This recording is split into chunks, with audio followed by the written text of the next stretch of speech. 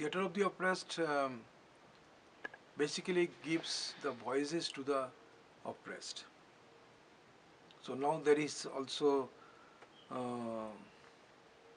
there are also critical definitions of what is oppressed, what is oppression. So I'm not going into that point. But it's basically, to me, it gives voices to the people in the margin, and it helps people in the margin uh, to intellectually evolve. So Theatre of the Oppressed is an intellectual space for me where actors and spectators, they jointly learn from each other by establishing a dialogue, by breaking the culture of monologue, and by developing a critical thinking together in a collective.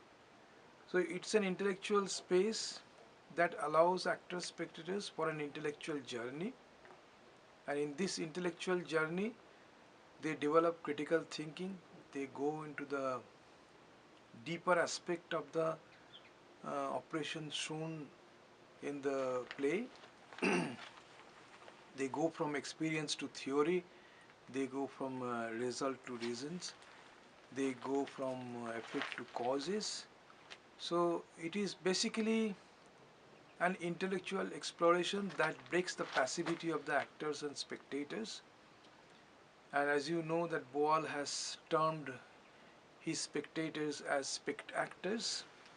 In this case, the spectators, when they evolve intellectually, that breaks their passivity, so they become spect-activists, as I love to say, and actors become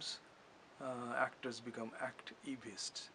So, in other words, in Theatre of the Oppressed, actors, spectators, they script intellectual power on stage, and that intellectual power breaks passivity, makes them actors off the stage as spect-activists and activists.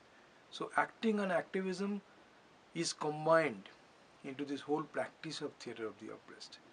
If it is not found in any practice, the combination between acting and activism, then I have problems to call that practice as Theatre of the Oppressed.